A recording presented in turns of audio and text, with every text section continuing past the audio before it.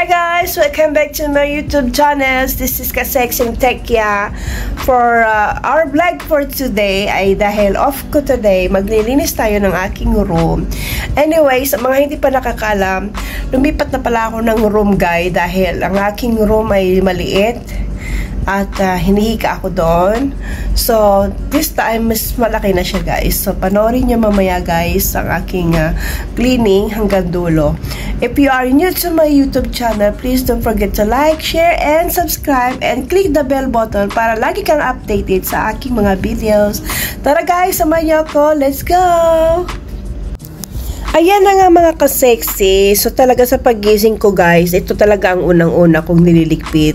Yung aking mga unan, kumot, ayan, yung aking pinaka sanctuary, yung aking higaan. So dyan guys, kung napansin nyo guys, bakit marami akong kumot? May kumot na ako, meron pa akong, ayan, makapal na kumot uli.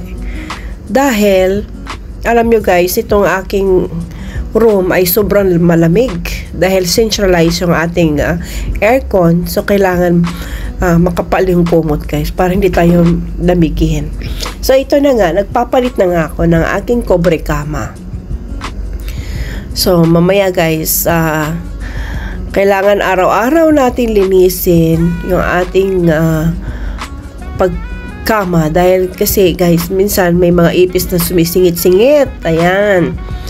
So, dahil mahilig din ako sa unan, 4 na perasong unan yung aking yung aking unan. Ayan. So, yan na nga. Dahil yung aking, wala naman ako masyadong gamit guys. Katulad ng aking punda. 2 peraso lang. So, pagkatapos nito, kailangan i-wash ko na yung tinanggal ko.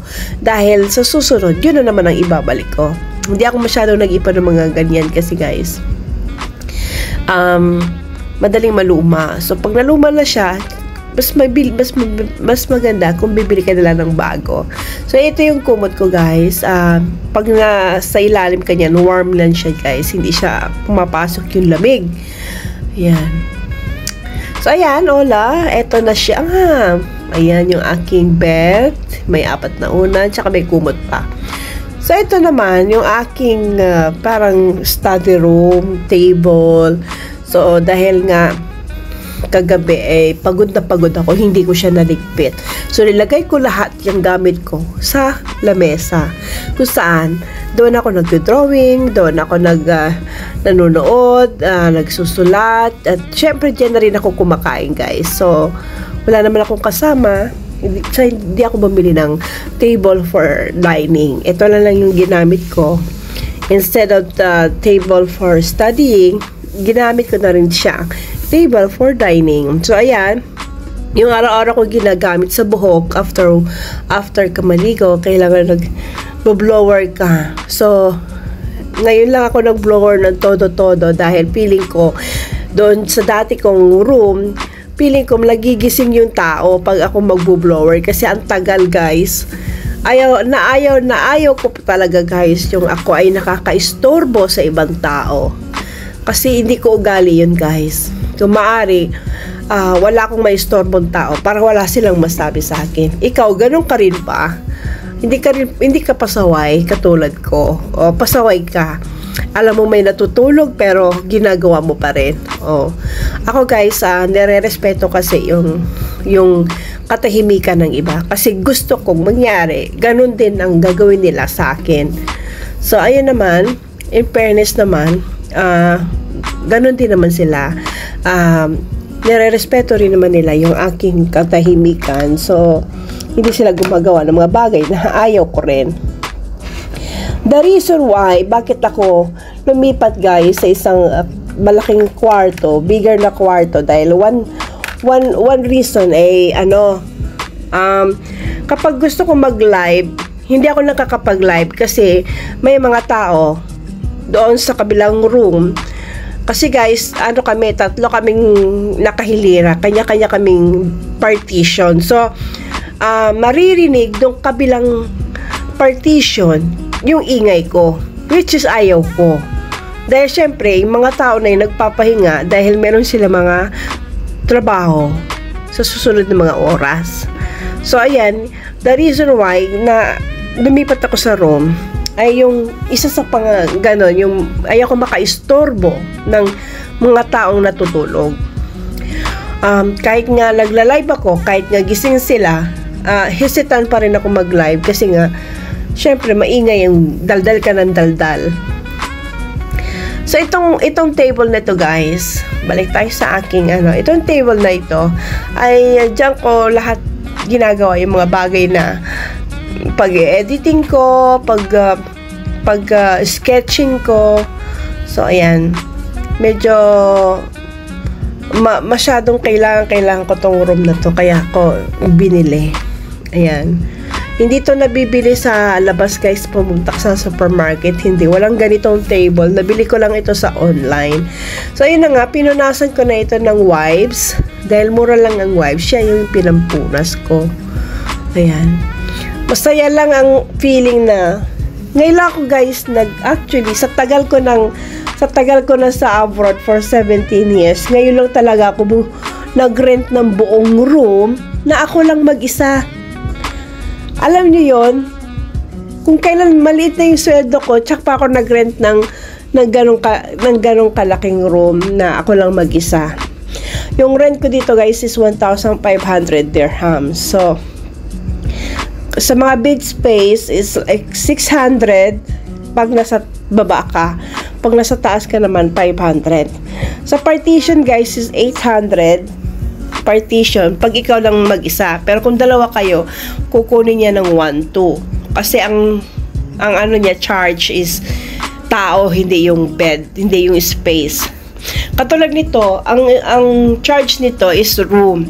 So, kung dalawa kaming tao dito, magiging 1,600 na siya. Pero dahil ako lang mag-isa, hindi siya bumaba ng 1,300. I asked the owner na 1,300 na lang yung rent. Pero, sabi niya, hindi po pwede. So, talagang 1,500. Pag dumating na yung kasama ko, which is my pamangkin, ay 1,600 na siya. So, matagal pa yung guys. So, titiisin ko muna itong 1,500. Ang importante, komportable ako. Komportable ako mag-ingay, mag-live, at kung anong oras ako matutulog, bukas yung ilaw ko, walang nagmamando sa akin. Ayan. So, ayan na guys, isa-isa ko nang nililinis. Sinishare ko lang yung mga mangyayari o mga nagaganap dito sa buhay kong mag-isa dito sa UAE. Ayan. Actually, meron ako mga pamangkin sa Dubai at apo. So, ito na nga guys. Paborito ko talaga to yan. Ayan na guys. Malinis na siya. So, yung makikita niya may mga pencil, colored pencil. Dahil, nga guys, mahilig ako mag-drawing. So, meron ako mga lagayan ng mga lapis, makeups. Ayan, yung aking tissue. Ayan na guys. With the mirror and lampshades. Ayan. Diyan din ako nanonood ng 8 Bulaga. Ayan. Itong aking lampshade guys. Alright. Simple na naman ako guys. Hindi naman ako masyadong extravagant. Actually, sa taong ito lang ako nagkaroon ng sariling room. Dapat pala matagal na ako nag-rent ng 1,500. Kaya ko naman pala. Kaya lang, syempre noon, bumibili pa ako ng sarili kong bahay. So talagang super tipid. Nagtiis ako sa isang bed space para lang mapunan ko yung pagbabayad sa bahay ko sa Pilipinas. So, ito na nga guys. Ayan. So, ito na naman. Maglinis naman tayo ng aking mga lagayan ng ulam, tubig. So, inom muna tayo ng tubig guys. Dahil uhaw na uhaw ako.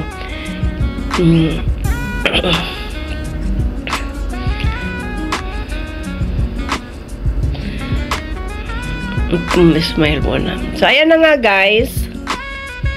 Ang aking parang study table and my bed. So, ito guys yung aking paboritong upuan. Nakakaikot siya kahit anong ikot mo, umiikot lang siya. So, ito yung bed ko guys. Ayan, malinis na. Actually, mamaya malalaman ko pa. May sarili akong So, ayan. linis ulit tayo guys. Maghuhugas ng plato. Ayan. Pagkatapos guys, mamaya babalik na ako. So ayan, nagwawalis-walis muna ako mga ka-sexy dahil nga medyo marami ng alikabok. So ayan, eto nga tinanggal ko na yung tubig ko dahil naubos na. So kumuha ako ng wipes para punasan yung aking tubig. Ayan, ang bigat. Ang bigat talaga guys, pero kinakaya. Yan. So yun yung guys, hindi naman ako mahirap kumuha ng tubig dahil ito nga ang gamit ko, yung water pump. Ayan. So may mga prutas ako dyan. Ayan, lagayin ko ng prutas, ng mga pagkain ko yan. So ayan, lalabas na ako. Hugas ulit ng plato. Ayan, nakahugas na ako guys. Diba ang bilis? So, ayan yung aking lemon. Nagtikim ako guys, baka sira na yung aking lemon juice na may ginger. Dahil nga masakit ang aking alangala. Ayan. Ang taba-taba ko, diba guys? Ang liit ng legs ko. Anyway, mayroon din akong initan ng tinapay. Ayan. Sandwich maker. So, ayan na, maglilinis na tayo guys. Punas-punas na ng sahig. So,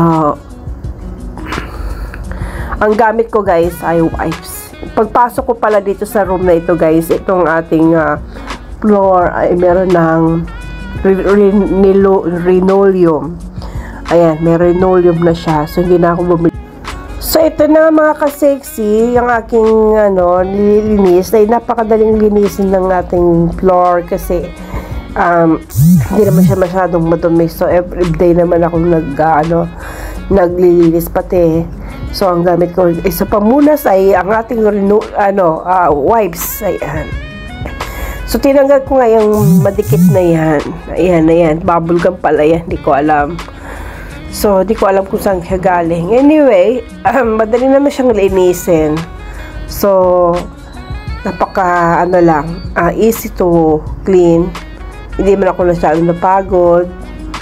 So, ayan na nga mga ka-sexy. Tapos, nag-spray na pala ako, guys. Ayan, yung aking spray ay lemon para medyo may mabangong na aamoy. Ayan. Yan ang mga ka-sexy. Ayan, mga ka-sexy. Thank you for watching sa aking a day off for today. Ayan. Today po ngayon, cleaning, cooking, yun na yun. So, mamaya, mag-drawing naman ako. Thank you for watching, guys. God bless everyone.